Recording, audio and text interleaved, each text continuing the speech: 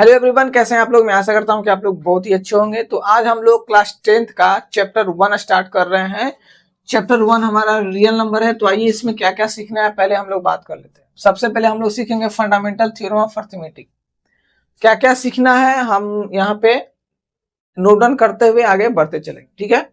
तो सबसे पहले हम लोग जानेंगे फंडामेंटल थ्योरम ऑफ अरिथमेटिक क्या होता है। ध्यान दीजिएगा, every composite number can be uniquely express as a product of prime. मतलब कंपोजिट नंबर को अगर हम प्राइम फैक्टर के फॉर्म में लिखते हैं तो यही क्या होता है, फंडामेंटल थ्योरम ऑफ अरिथमेटिक। तो चलिए यहाँ पे ध्यान दीजिए, हम एक एग्जांपल ले रहे हैं 462। तो यहाँ पे किससे लगेगा, 2 से लगेगा, 2 बार में, 3 बार में, 1 बार में। अब ये किससे लगेगा, अब ये लगेगा 3 से,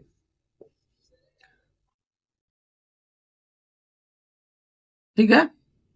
अब ये किससे लगेगा, 7 से, कितना बार में, 11 बार में। तो इसका प्राइम फैक्टर क्या आया, ध्यान दीजिएगा। इसका प्राइम फैक्टर जो आया यहाँ पे 462 का प्राइम फैक्टर क्या आया, 2, 3, 7, 11, ठीक है। अब ये जो आपको दिख रहा है ये सब कैसा नंबर है, सब प्राइम नंबर है। तो फंडामेंटल थ्योरम ऑफ अरिथमेटिक से ये प्रूफ हुआ कि ये क्या है, ये एक कंपोजिट नंबर है। और बोल क्या रहा है fundamental theorem of arithmetic, every composite number can be uniquely express as the product of prime.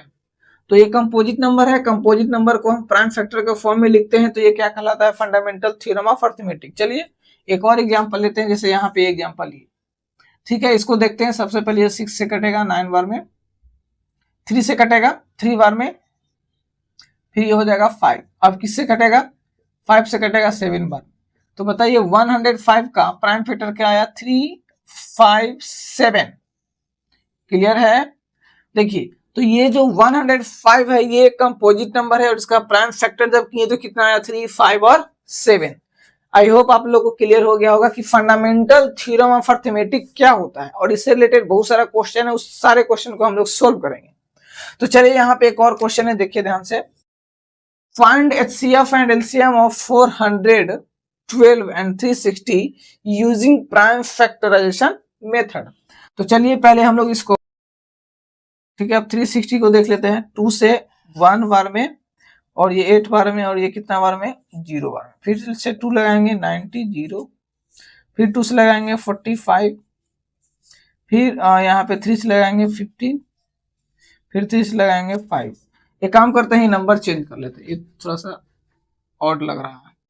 यहाँ पे हम लोग ले लेते हैं 612, ठीक है। चलिए यहाँ पे 612 ले लिए हैं तो इसको कर देते हैं। 2 से लगाएंगे तो कितना बार में, 3 बार में, 0 बार में, 6 बार में। ये फिर से 3 से लगेगा 1 बार में, 0 बार में, 2 बार में। फिर ये 2 से लग ही जाएगा, ये भी 2 से कटेगा, ये भी 2 से। चलो इसको 2 से ही काट देते हैं। 1 बार में, फिर ये हो जाएगा 5 बार में, और ये हो जाएगा 3 बार में। क्लियर है। फिर ये 3 से कटेगा कितना बार में, 5 बार में और 1 बार में। फिर ये 3 से कटेगा 1 बार में, फिर 17 बार में, ठीक है। तो देखिए ये प्राइम फैक्टर आया। तो अब यहाँ पे लिखेंगे 612 का प्राइम फैक्टर कितना है, 2, 2, 3, 3 और 17। 2, 2, 3, 3 और 17, ठीक है। और दूसरा क्या है 360, इसका क्या है 2, 2, 2, फिर एक और 2 है, फिर कितना है 335, 335। क्लियर है। अब हमको क्या करना है, HCF निकालना है। तो HCF निकालने के लिए आप लोग को तरीका पता है। सबसे पहले क्या करेंगे, देखना है कि यहाँ पे दोनों में कौन सा कॉमन है। ये देखिए, ये देखिए,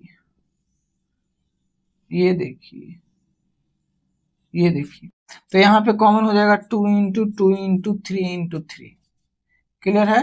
2 2 जा 4, 4 3 जा 12, और 12 3 जा 36। HCF कितना आ गया, 36। अब LCM कितना हो जाएगा, LCM यहीं पे बना देते हैं, LCM। देखिए ये तो हो ही जाएगा, जो मिला वो तो हो ही जाएगा। तो 36 इसको आपको मल्टीप्लाई कर दिए, और जो नहीं मिला तो 2, 5 और 7। Into 2 into 7। अब इसको मल्टीप्लाई करेंगे तो कितना हो जाएगा 36 इंटू 14। अब 36 को 14 से क्या कर देते हैं मल्टीप्लाई। 6 चौक 24 के 4 हाथ में 2 4 12 12 2 12 2 14 के 4 हाथ में 14 के 14 6 हो गया, ऊपर से 3 हो जाएगा 4 6 4 10 के 0 हाथ में 1 4 1 5। ठीक है, तो कितना आ गया हमारा जो आंसर है 504 is the right answer. I hope आप लोग को समझ में आ गया होगा कि इसका एचसीएफ और एलसीएम कैसे निकालते हैं प्राइम फैक्टराइजेशन के मेथड से। क्लियर है। अब हम लोग नेक्स्ट टॉपिक पढ़ेंगे relation between HCF and LCM. ठीक है, अब हम लोग सीखेंगे relation between HCF and LCM of two given number. तो देखिए दोनों में क्या रिलेशन होता है, LCM into HCF equals to product of given number, product of two given number, product of two given number. एक क्वेश्चन लिए हैं, ध्यान से समझिएगा। The HCF of two number is 116 and their LCM is 1740. If one number is 580, find the other number. तो यहाँ पे ध्यान से देखिए क्वेश्चन में क्या क्या दिया हुआ है, देखिए गौर से। HCF of two number, HCF of two number कितना है 160। इसमें क्या क्या गिवन है वो देखिए। एंड देयर LCM, और वही दोनों नंबर का LCM कितना दे दिया है 1740। ठीक है, अब क्या बोला, इफ वन नंबर मतलब दो नंबर है, दोनों का एचसीएफ 116 और एलसीएम 1740, और उसमें से एक नंबर दे दिया है। वन नंबर कितना दिया हुआ है 580। तो क्या पूछ रहा है अदर नंबर, क्या पूछ रहा है अदर नंबर। तो क्या करेंगे हम लोग, ये फॉर्मूला यूज करेंगे। तो चलो ध्यान दीजिए, यहाँ पे फॉर्मूला क्या है, LCM into HCF equals to product of given number. Clear है। चलिए अब हम लोग क्या करेंगे, एलसीएम कितना है 116, एचसीएफ कितना है 1740।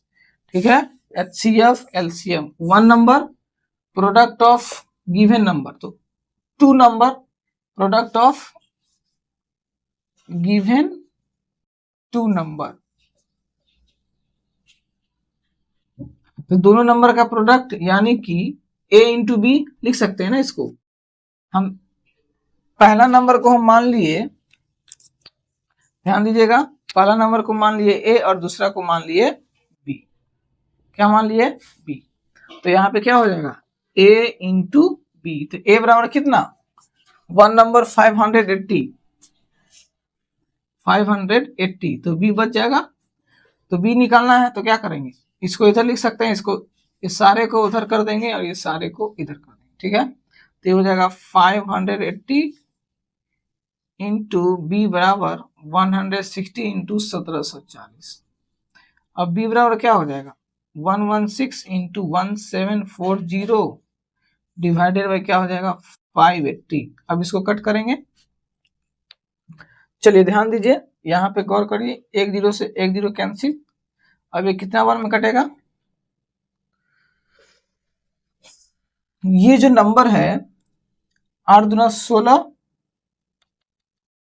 ये 52 शायद 2 टाइम्स में कट जाएगा, 15 10 1 11, ये नंबर से ये 2 टाइम्स में कट जाएगा। ठीक है, नीचे खत्म, ऊपर मल्टीप्लाई करिए। तो कितना से मल्टीप्लाई करेंगे 174 से मल्टीप्लाई करेंगे, 2 को 8 हो जाएगा, 4 हो जाएगा और ये हो जाएगा 2 1 3।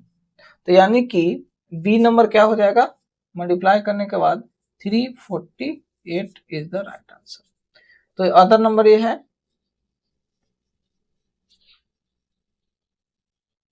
क्लियर है। देखिए तो एचसीएफ इतना दिया था, एलसीएम इतना दिया हुआ था, वन नंबर दे दिया था, दूसरा नंबर निकालना था।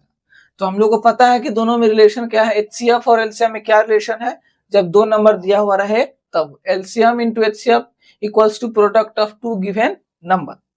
तो हम लोग LCM into HCF a into b दोनों को सोल्व किए। तो यहाँ पे बी बराबर क्या आ गया 348 जो कि दूसरा नंबर है।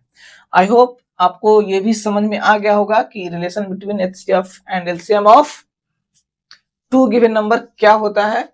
उससे रिलेटेड हम एक क्वेश्चन भी आपको सोल्व कर दिए हैं। तो इस पे बहुत सारा क्वेश्चन है, R S Sarwal NCERT, R D Sharma, Pearson, आपको जो बुक अच्छा लगता है, जो बुक आप कंफर्टेबल है वहां पे जाइए, बनाइए क्वेश्चन। ठीक है, चलिए अब हम लोग आगे बढ़ते हैं। अब हम लोग सीखेंगे रेशनल नंबर। तो रेशनल नंबर क्या होता है, ध्यान दीजिए। The numbers of the form p by q where p and q are integer and q not equal to 0 are called rational number। मतलब रेशनल नंबर वो नंबर होता है जो p by q के फॉर्म में होता है और q नॉट इक्वल टू 0। जैसे यहाँ पे एक एग्जांपल हम लिए हैं √4। √4 जब रूट से बाहर आएगा तो क्या हो जाएगा 2, तो 2 क्या हो जाएगा रेशनल नंबर। √9 रूट से बाहर आएगा तो क्या हो जाएगा 3, ये भी एक रेशनल नंबर है क्योंकि ये p by q के फॉर्म में है। 2 को हम लिख सकते हैं 2/1 जो कि p by q के फॉर्म में है। ये हमारा p हो गया और ये हमारा q, ठीक है। उसी तरह से 3 को हम लिख सकते हैं 3/1 जो कि p by q के फॉर्म में है। क्लियर है।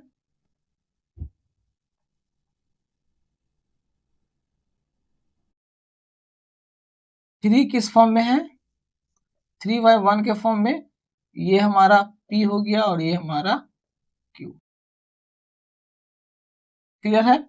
उसी तरह से ये 3/4 भी p by q के फॉर्म में है। 6/9 0/4 ये भी p by q के फॉर्म में है। 0 बाय समथिंग 0 ही होगा। और ये रहा 4/0, यहाँ पे पहले ही बोल दिया है क्या q इक्वल टू नॉट 0। तो ये तो हमारा p है और ये हमारा q है, लेकिन यहाँ पे q equal to not 0 condition है। तो ये जो कैसा नंबर है, रेशनल नंबर।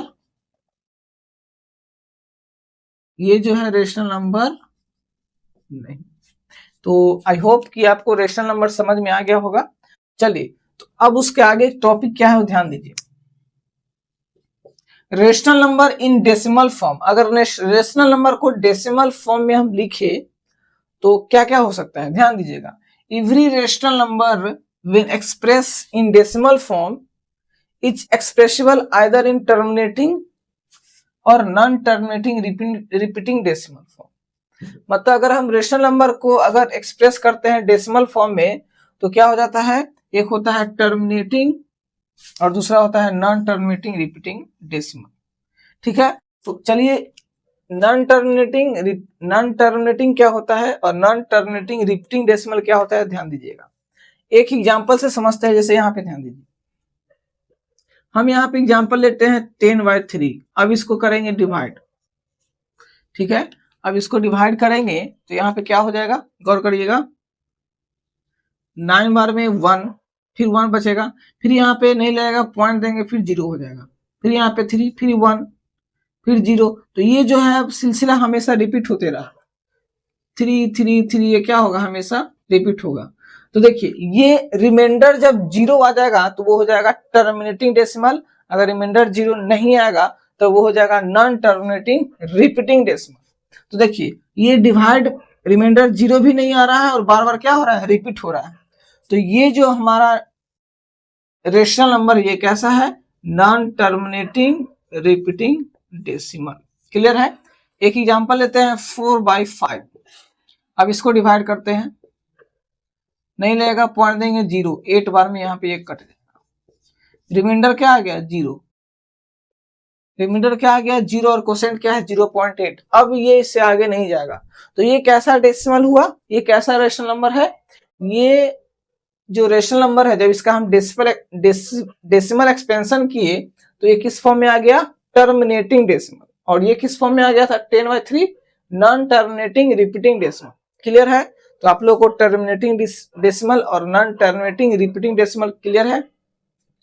चलिए, लेकिन यहाँ पे अब मान लें कि हम आपको बहुत सारा क्वेश्चन दे दें और पूछे कि कौन सा नॉन टर्मिनेटिंग है और कौन सा नॉन टर्मिनेटिंग रिपीटिंग डेसिमल है, बस देख करके बताना है, डिवाइड करके नहीं।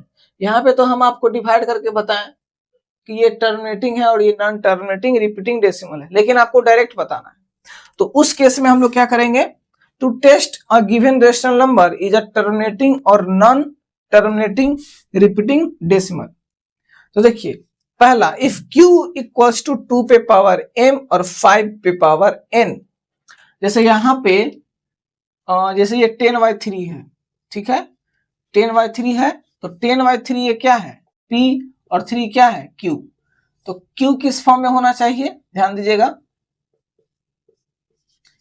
अगर q इक्वल्स टू 2 पे पावर m और 5 पे पावर n, ये हमारा पावर है, m और n क्या है, नॉन निगेटिव पावर, ये कभी भी निगेटिव नहीं होना चाहिए, ठीक है, नॉन निगेटिव, जीरो होगा चलेगा, नॉन निगेटिव नहीं होना चाहिए, मतलब निगेटिव नहीं होना चाहिए, तो ये क्या हो जाएगा, टर्मिनेटिंग, ध्यान दीजिएगा हम बताते हैं, जैसे यहाँ पे देखिए p कुछ नहीं करना है, q इक्वल्स टू 2 पे पावर m और 5 पे पावर m रहेगा, तो क्या हो जाएगा, टर्मिनेटिंग डेसिमल, तो यहाँ पे q क्या है, q जो है वो q इक्वल्स टू 3 पे पावर 1 आ गया, और यहाँ पे ना 2 है और ना 5 है, ना 2 का पावर है ना 5 का पावर है, ये जो 10/3 है ये q क्या आया, 3 आया, ना 2 है ना 5 है, इसलिए कैसा था, इसलिए था नॉन टर्मिनेटिंग रिपीटिंग डेसिमल।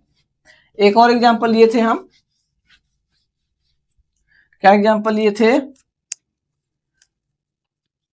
8/4, ठीक है, तो हमको q को देखना है, ये तो हमारा p है और ये हमारा q, तो q को जब प्राइम फैक्टर करेंगे तो क्या आएगा, 2 पे पावर 2, 4 का जब हम प्राइम फैक्टर किए तो क्या आया, 2 पे पावर 2, और 5 नहीं है तो 5 पे पावर 0 कर सकते हैं, तो देखिए ये जो आया 2 पे पावर m और 5 पे पावर n, m क्या है, m बराबर 2 और n बराबर 0, निगेटिव नहीं होना चाहिए, 0 और 0 से बड़ा हमेशा इंटीजर, तो ये कैसा हो गया, ये जो हो गया q इक्वल्स टू क्या आया, 2 पे पावर m और 5 पे पावर n के फॉर्म में आ गया, 2 पे पावर m और 5 के पावर n के फॉर्म में आ गया, तो ये कैसा डेसिमल हुआ, ये हो गया, ये जो रेशनल नंबर है जब इसका हम डेसिमल एक्सपेंशन करेंगे तो ये क्या हो जाएगा, टर्मिनेटिंग डेसिमल।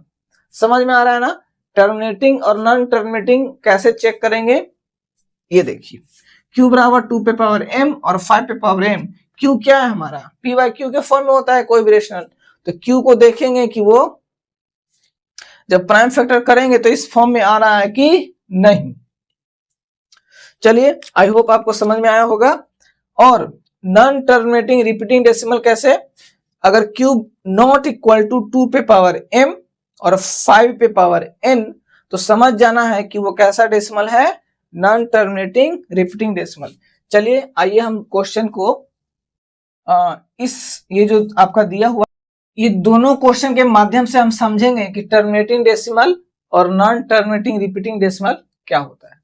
ऐसे तो हम बता चुके हैं कि कोई भी rational number p by q के फॉर्म में होता है, अगर q इक्वल्स टू 2 पे पावर m और 5 पे पावर n आ गया, मतलब q का प्राइम फैक्टर करना है, और प्राइम फैक्टर करने के बाद प्राइम फैक्टर में 2 और 5 हो बस, तब क्या होगा, वो टर्मिनेटिंग। अगर q नॉट इक्वल टू 2 पे पावर m और 5 पे पावर n हो तो वो कैसा हो जाएगा, नॉन टर्मिनेटिंग रिपीटिंग डेसिमल। इस केस में हो जाएगा टर्मिनेटिंग और इस केस में हो जाएगा नॉन टर्मिनेटिंग रिपीटिंग डेसिमल, और इस केस में हो जाएगा टर्मिनेटिंग डेसिमल। क्लियर है। चलिए तो आइए इस क्वेश्चन को समझते हैं। जैसे यहाँ पे 17/625 दिया है, क्वेश्चन में क्या दिया हुआ है, 17 डिवाइडेड बाय 625, तो ये तो हमारा p है और ये क्या है q, हमको तो बस q से मतलब है, तो चलिए q का हम प्राइम फैक्टर करते हैं, तो 625 का प्राइम फैक्टर करेंगे तो ये डायरेक्ट किससे लगेगा, 5 से लगेगा, तो 5 से लगाएंगे तो कितना हो जाएगा 125, फिर 5 से लगाएं 25, फिर 5 से लगाएं 5, तो यहाँ पे 625 का प्राइम फैक्टर क्या आया, 5 इंटू 5 इंटू 5 इंटू 5, जो कि हम 5 को लिख सकते हैं, यहाँ पे 1 2 3 4 है, तो 5 पे पावर 4 हम इसको लिख सकते हैं, 5 पे पावर 4 हम इसको लिख सकते हैं। अब यहाँ पे बात आया कि यहाँ तो 5 पे पावर 4 आ गया, तो 2 कहाँ है, तो 2 को हम लिख सकते हैं ना 2 पे पावर 0, 2 पे पावर 0 का वैल्यू क्या होता है 1, तो देखिए ये जो q है ये इस फॉर्म में आया कि नहीं आया, 2 पे पावर 0 और 5 पे पावर 4। तो ये क्वेश्चन इस फॉर्म में आया कि नहीं? देखिए q बराबर क्या आया, 2 पे पावर 0 इंटू 5 पे पावर 4। तो यहाँ पे m बराबर 0 और n बराबर 4 आया। क्या आया? m बराबर 0 और n बराबर 4। और ये कैसा हो गया? q इक्वल्स टू 2 पे पावर 0 और इंटू 5 पे पावर 4 आ गया, जो कि हमारा q इस फॉर्म में है। तो ये जो हमारा ये जो रेशनल नंबर है, जब इसका डेसिमल एक्सपेंशन करेंगे तो किस फॉर्म में आएगा? टर्मिनेटिंग डेसिमल के फॉर्म में आएगा। क्लियर है? और शो भी करने बोल रहा था कि ये टर्मिनेटिंग डेसिमल है। ठीक है, अब इसको देख लेते हैं, ध्यान दीजिएगा, इसको भी देख लीजिए। जैसे यहाँ पे लिखा हुआ है 66 डिवाइडेड बाई 180, तो ये तो हमारा p हो गया और ये हमारा क्या हो गया? q।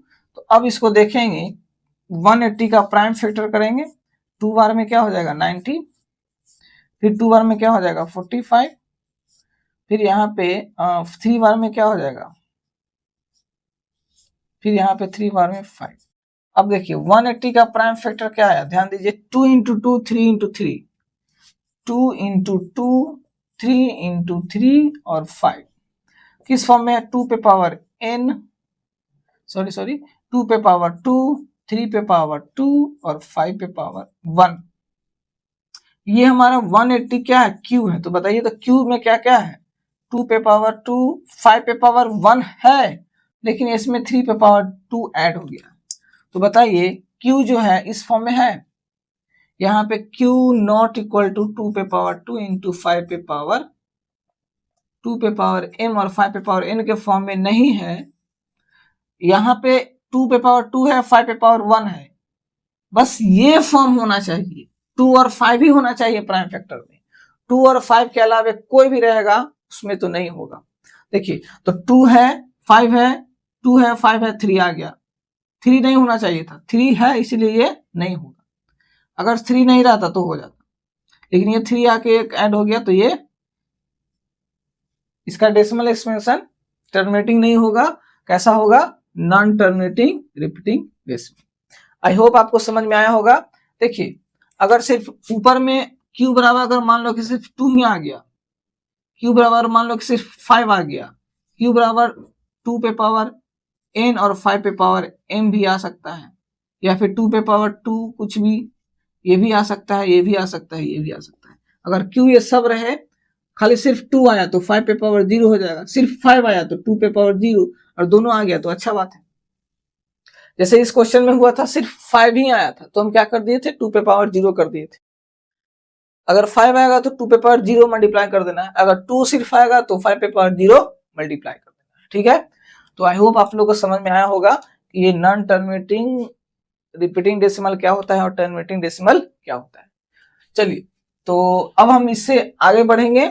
इस पे बहुत सारा क्वेश्चन है, आर्य सर वाले एनसीईआरटी, आर.डी. शर्मा, पियर्सन, जो बुक आप बनाना चाहते हैं उससे जाके बनाइए। क्वेश्चन जहां भी दिक्कत होता है आप कमेंट करिए, हम सारे क्वेश्चन को सोल्व करेंगे। ठीक है, अब हम नेक्स्ट कॉन्सेप्ट की ओर बढ़ते हैं। Real number chapter 1 class 10th का हमने अभी फंडामेंटल थ्योरम ऑफ अरिथमेटिक खत्म कर दिया। Relation between HCF and LCM of two given number खत्म कर दिया, और फिर यहाँ पे एक रेशनल नंबर है और फिर इरेशनल नंबर है, उसको भी खत्म कर देते हैं। अब हम लोग इरेशनल नंबर को सीखेंगे। तो क्या होता है, ध्यान दीजिए। The number that are expressible as a non terminating and non repeating decimal when express in decimal form. जब हम डेसिमल फॉर्म में कोई भी नंबर को एक्सप्रेस करेंगे तो वो नॉन टर्मिनेटिंग और नॉन रिपीटिंग डेसिमल फॉर्म में आए तो वो कैसा नंबर हो जाएगा? Irrational number. Every non terminating non repeating decimal are irrational number. जैसे यहाँ पे एक एग्जांपल लिए 0.10100100010040, ये क्या हो रहा है? एक समय के बाद देखिए रिपीट नहीं हो रहा है। पहले 1 0 था, 2 0, 3 0, 4 0, तो ये क्या हो रहा है? ये रिपीट नहीं हो रहा है। पहले 1 0 था, 2 0 हो गया, 3 0 हो गया, 4 0 हो गया, तो ये रिपीट नहीं हो रहा है। उसी तरह से ये देखिए 2 0, फिर 1 0 0, फिर 1 0 0, फिर 1 4 0, इस तरह से ये भी रिपीट नहीं हो रहा है। तो ये कैसा नंबर है? ये कैसा डेसिमल है? Non terminating non repeating decimal. और जो नॉन टर्मिनेटिंग और नॉन रिपीटिंग डेसिमल होता है वो कैसा नंबर होता है? Irrational number. Not perfect square number, जैसे यहाँ पे √2, √3, √5, √6, ये सब कैसा नंबर है? Irrational number. कैसा नंबर है ये? और ये भी कैसा है? इरेशनल। ठीक है।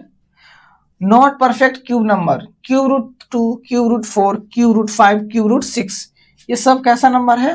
Irrational number. क्लियर है? उसी तरह से pi is irrational but 22/7 is irrational. Pi का फॉर्म होता है, पाई का जो वैल्यू होता है 3.1 और वो रिपीट नहीं होता है, नॉन रिपीट होता है। लेकिन 22/7 को जब हम लोग डेसिमल फॉर्म में करते हैं तो एक समय के बाद वो क्या होता है? रिपीट होने लगता है। ठीक है। पाई का वैल्यू हम लोग अप्रॉक्स वैल्यू लेते हैं 22/7। ये अप्रॉक्स वैल्यू होता है। कैसा वैल्यू होता है? अप्रॉक्स 22 एग्जैक्ट वैल्यू नहीं होता है 22/7। ठीक है। पाई का जो वैल्यू होता है वो एग्जैक्ट 22/7 नहीं होता है। जब हम पाई का जो वैल्यू लेते हैं, जब डेसिमल एक्सपेंशन में होता है तो 3.14 ये कभी भी टर्मिनेट नहीं होता है, और ना डेसिमल एक्सपेंशन में जब इसको करते हैं तो नॉन रिपीट होता है। रिपीट कभी नहीं होगा, नॉन रिपीट, और कभी खत्म भी नहीं होगा। लेकिन जब 22/7 को जब हम डेसिमल फॉर्म में करते हैं तो एक समय के बाद क्या होता है? रिपीट करने लगता है। ठीक है। तो ये तो हमारा रेशनल नंबर है। लेकिन पाई कैसा नंबर है? पाई जो है इरेशनल, और 22/7 कैसा है? रेशनल है। क्लियर है? तो आई होप आप लोग को समझ में आया होगा कि इरेशनल नंबर क्या होता है। अब आइए इससे रिलेटेड जितना भी क्वेश्चन है सारे क्वेश्चन को हम लोग सोल्व करते हैं एक एक करके। यहाँ पे ये एक समझ सकते हैं कि ये प्रूवन स्टेटमेंट है। ठीक है। इसको हम समझते हैं, इसको हम लेमा बोलेंगे। लेमा क्या होता है? ये प्रूवन स्टेटमेंट है और इसके द्वारा हम किसी और थ्योरम को या फिर कोई और स्टेटमेंट को क्या करेंगे? प्रूफ करेंगे। तो ध्यान दीजिए, यहाँ पे बोल रहा है कि if p be a prime number and a be a positive integer, if p divides a square then p divides a also. इसको समझते हैं जरा ध्यान से। देखिए, जैसे यहाँ पे इसका प्रूफ हम देख लेते हैं। जैसे यहाँ पे हम एक एग्जांपल ले रहे हैं 8 का प्राइम फैक्टर करेंगे तो क्या होगा? 2 × 2 × 2। ठीक है। अगर हम यहाँ पे 16 ले रहे हैं तो क्या हो जाएगा? 2 × 2 × 2 × 2। क्लियर है? ध्यान देने वाली बात है, if p divides a square, 8 का प्राइम फैक्टर क्या है? 2 × 2 × 2। ये तो सब प्राइम नंबर है ना।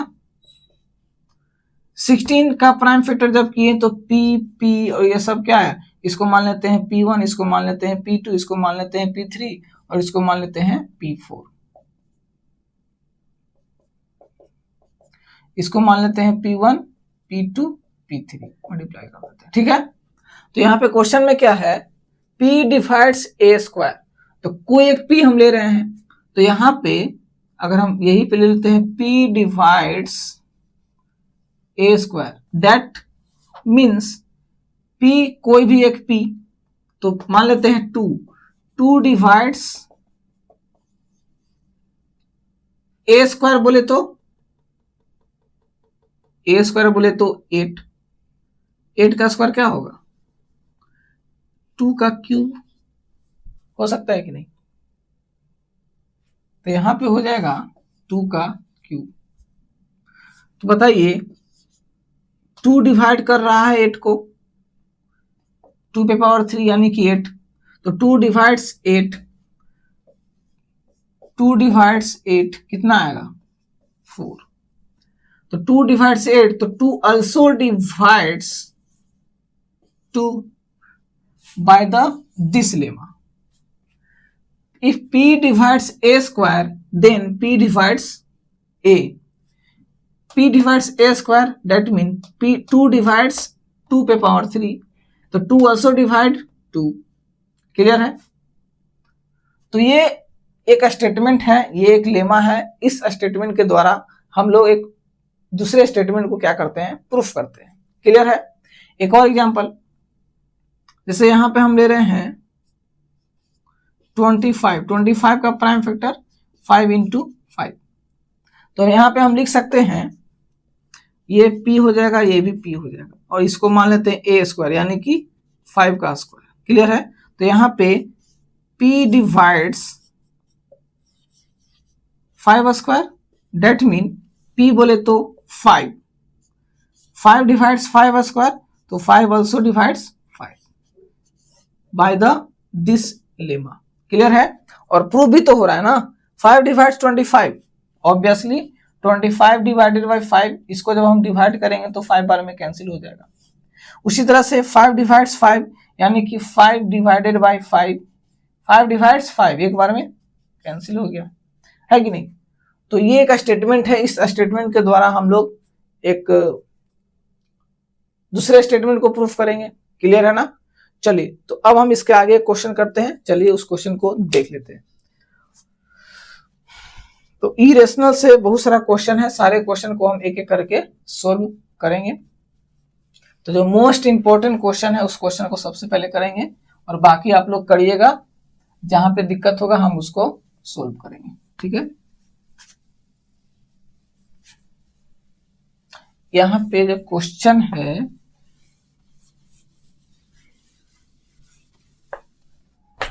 चलिए एक क्वेश्चन हम लेते हैं, प्रूव दैट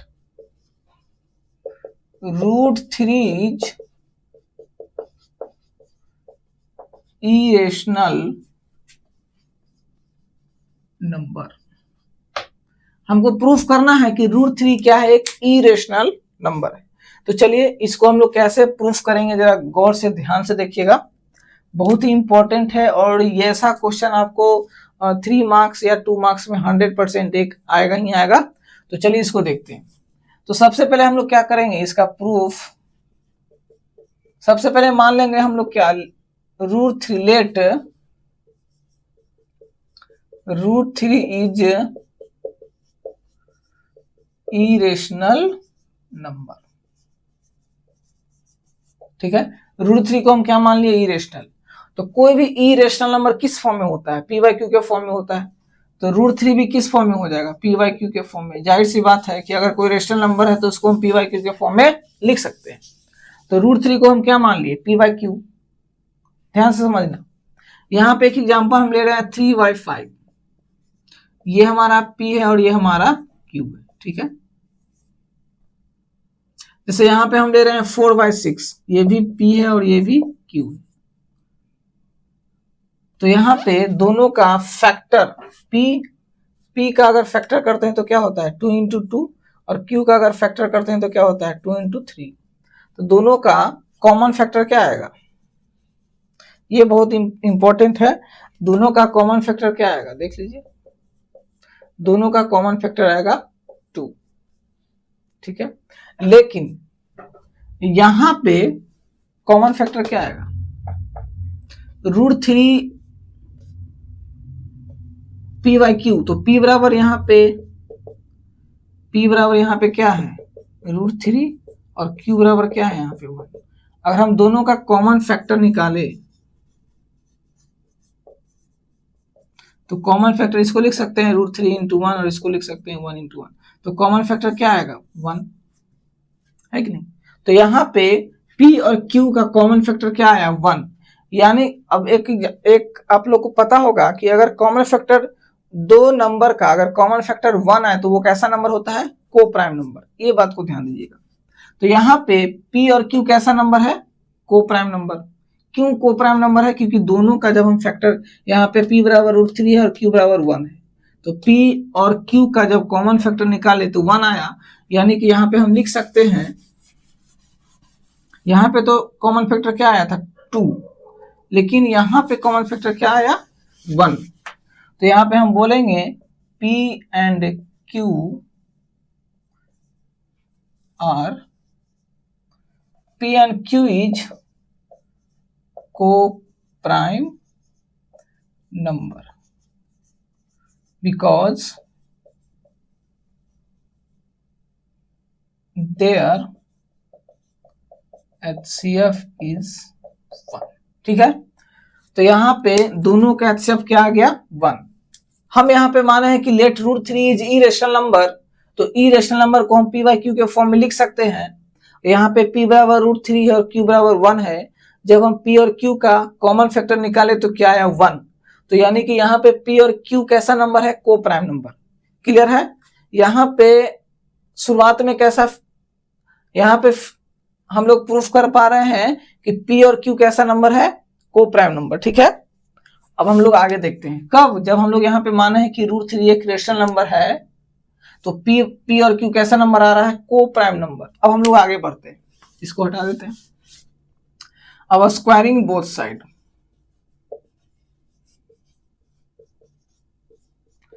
जब हम स्क्वायरिंग बोथ साइड करेंगे तो रूट 3 का स्क्वायर और p बाई क्यू का स्क्वायर। क्लियर है। तो यहाँ पे क्या हो जाएगा 3 और ये हो जाएगा p स्क्वायर, ये हो जाएगा क्यू स्क्वायर। क्रॉस मल्टीप्लाई करेंगे तो यहाँ पे क्या हो जाएगा 3q स्क्वायर और p स्क्वायर। अब यहाँ पे q स्क्वायर बराबर हम लिख सकते हैं p स्क्वायर डिवाइडेड बाई 3। अब यहाँ पे एक आपको बहुत इंपॉर्टेंट बात, जो हम अभी एक लेमा बताए थे, यहाँ पे p divides p square, sorry यहाँ पे 3 डिवाइड्स, देख लीजिए 3 डिवाइड्स p स्क्वायर। 3 जो है वो p स्क्वायर को डिवाइड कर रहा है। तो बाय द लेमा, जिसे मैंने प्रीवियस लेक्चर में बता रखा है कि अगर 3 डिवाइड्स p स्क्वायर तो 3 डिवाइड्स आल्सो p। ये कैसे हुआ था ये हम पिछले क्लास में बता चुके हैं, और नहीं समझ में आ रहा तो यहाँ पे देखिए, जैसे यहाँ पे 3 डिवाइड्स 3 का स्क्वायर, तो 3 डिवाइड्स आल्सो 3। अगर 3 डिवाइड कर रहा है 3 का स्क्वायर 9, तो 3 जो है 9 को डिवाइड कर रहा है, तो 3 divides also 3। 3 divides p square, तो 3 डिवाइड्स आल्सो p, ये वाला p। 3 डिवाइड्स p स्क्वायर, तो 3 डिवाइड्स p। 3 स्क्वायर 3 डिवाइड्स 3 पे पावर 2, तो 3 डिवाइड्स 3, ये वाला 3। क्लियर है। ऑब्वियसली यहाँ पे क्या हो गया 9/3 कितना बार में, 3 बार में, और यहाँ पे 3/3 कितना बार में, 1 बार में। तो ये एक लेमा है, समझ में आया। तो 3 डिवाइड्स p, तो देखिए यहाँ पे 3 डिवाइड्स p, 3 जो है वो p को क्या कर रहा है, डिवाइड कर रहा है, यानी कि ये हो गया p/3। क्लियर है, समझ में आया। चलिए आगे बढ़ते हैं।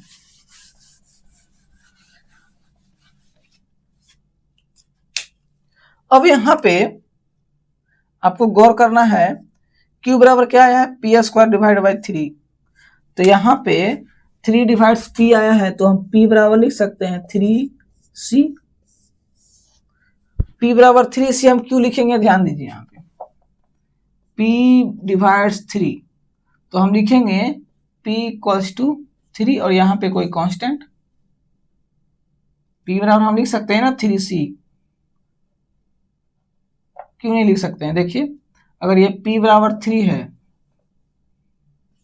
ठीक है, इंटू 1, तब ना यहाँ पे p इधर आएगा, तो p बाई क्या हो जाएगा 3, और इधर क्या आ गया 1, तो p/3 1। यहाँ पे 3 क्या हो सकता है, कुछ भी हो सकता है, 3 हो सकता है, 9 हो सकता है, 15 हो सकता है, समझ रहे हैं कि नहीं।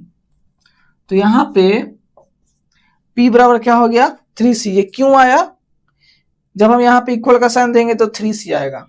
ठीक है, चलिए अब आगे देखते हैं। इस पे भी हम चर्चा करेंगे कि ये जो p बराबर 3c है, इसके लिए हम लेक्चर ही लेके आएंगे कि p बराबर 3c हम क्यों लिखें। ठीक है, चलिए अभी हम फिलहाल यहाँ पे ध्यान रखना है कि 3 डिवाइड्स p, इसीलिए हम क्या कर दिए p बराबर 3c। ठीक है ना। चलिए, और नहीं तो सिंपल भाषा में आप समझ सकते हैं 9 डिवाइड 3, तो हम लिख सकते हैं ना 3 बराबर 3 इंटू 3, p बराबर 3c। p यहाँ पे अगर मान ली कि 9 है,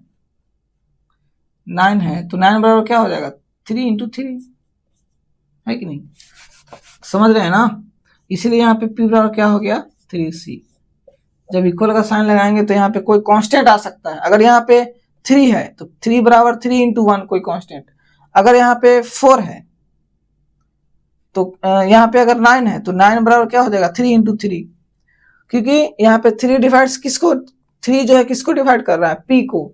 तो p तो कुछ भी हो सकता है ना, 3 हो सकता है, p क्या हो सकता है, p बराबर 3 हो सकता है, 6 हो सकता है, 9 हो सकता है, 12 हो सकता है। और यहाँ पे बोला क्या है 3 डिवाइड्स p, तो p बराबर क्या हो जाएगा 3c, यानी कि 3 का मल्टीपल। तो यहाँ पे 3 बराबर, अगर यहाँ पे c की जगह 1 हो सकता है तो 3 आ जाएगा, 3 जगह 2 आ सकता है तो 6 हो जाएगा, 3 की जगह 3 आएगा तो 9 हो जाएगा, 3 की जगह 4 आएगा तो 12 हो जाएगा, है कि। तब ना यहाँ पे p बराबर क्या लिख सकते हैं, देख लीजिए, p बराबर 369। तो यहाँ पे कोई कांस्टेंट आएगा कि नहीं आएगा, ये कांस्टेंट क्यों आया पता चला, इसीलिए यहाँ पे हम क्या किए, p बराबर 3c। p बराबर, ये p क्या हो सकता है, 3 हो सकता है, 6 हो सकता है, 9 हो सकता है, 12 हो सकता है।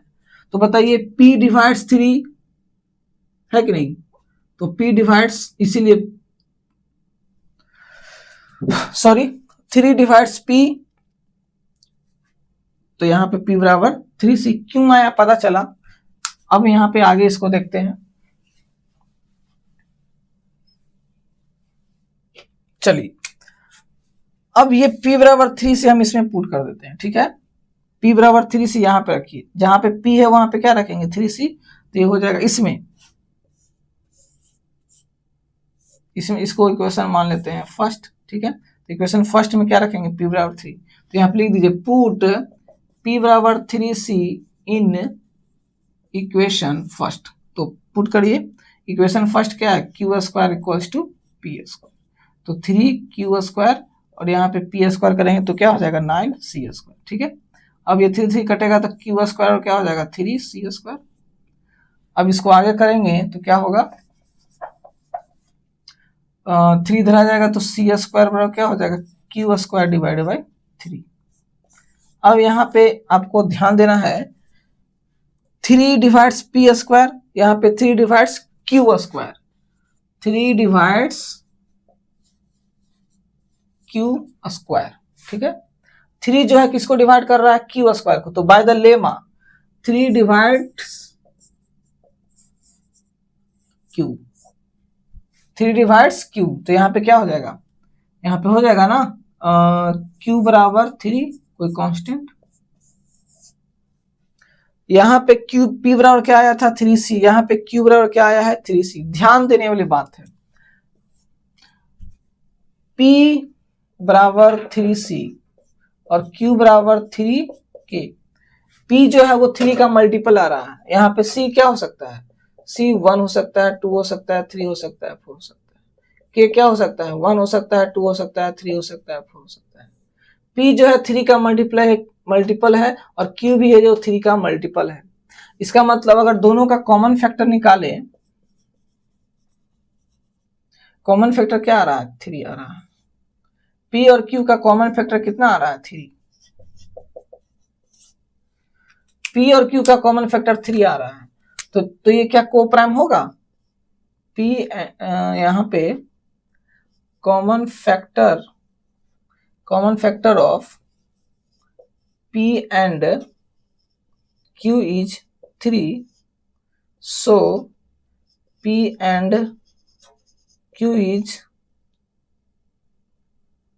is no co-prime। हम लोग शुरुआत में तो माने कि p एंड q क्या है को प्राइम, लेकिन यहाँ पे लास्ट में आ रहा है कि p और q को प्राइम नहीं है। तो ध्यान देने की बात है, यहाँ पे हम लोग माने क्या कि √3 क्या है एक इरेशनल नंबर, तो जब इरेशनल नंबर माने हैं तो HCF क्या आया 1 आया, कॉमन फैक्टर क्या आया 1 आया। लेकिन यहाँ पे जब हम लोग लास्ट में जब कॉमन फैक्टर निकाल रहे हैं तो 3 आ रहा है, देख लीजिए p बराबर 3c और q बराबर 3c, दोनों का कॉमन फैक्टर कितना आएगा 3। तो शुरू में आ रहा है कि कॉमन फैक्टर 1 होगा तो ये को प्राइम है, और यहाँ पे कॉमन फैक्टर 3 है तो 3 आ गया तो को प्राइम तो नहीं होगा। क्यों, क्योंकि जिस दो नंबर का HCF अगर 1 आए तो वो को प्राइम होता है, और दो नंबर का HCF अगर 1 नहीं आए तो वो को प्राइम नहीं होता है। तो यहाँ पे शुरू में आ रहा है कि p और q को प्राइम है, और बाद में आ रहा है कि 3 और p एंड q को प्राइम नहीं है। तो हम लोग का जो ये माना हुआ है कि ये क्या है रेशनल नंबर है, सॉरी यहाँ पे हम लोग माने हैं कि ये एक रेशनल नंबर है, जो कैसा नंबर हो गया, गलत हो गया। हम लोग यहाँ पे क्या माने थे कि ये क्या है, रेशनल नंबर, जो कि क्या हो गया, गलत हो गया। इसीलिए यहाँ पे हम लोग मान लेंगे, इसीलिए हम लोग बोलेंगे कि क्या, कि √3 कैसा नंबर है, इरेशनल नंबर है, क्योंकि यहाँ पे शुरुआत में कोप्राइम 1 आ रहा है, शुरुआत में HCF 1 आ रहा है और लास्ट में HCF 3 आ रहा है। कहने का मतलब कि यहाँ पे दोनों का कॉमन फैक्टर 1 है और यहाँ पे दोनों का कॉमन फैक्टर 3 है। तो यहाँ पे एक कोप्राइम नंबर नहीं है और यहाँ पे कोप्राइम नंबर है, इसलिए ये नंबर हम क्या माने थे कि √3 एक रेशनल नंबर है, जो कि गलत है। इसलिए हम लोग क्या बोलेंगे कि √3 एक इरेशनल नंबर है। क्लियर है?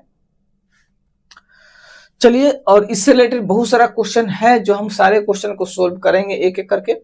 समझ गए? मिलते हैं नेक्स्ट वीडियो में। Thank you so much. जय हिंद, जय भारत। वीडियो को लाइक करना है, सब्सक्राइब करना है, शेयर भी करना है अपने दोस्तों को, ताकि उनको भी ये वीडियो मिल सके और उनको भी बेनिफिट मिल सके। ठीक है? जय हिंद, जय भारत, वंदे मातरम।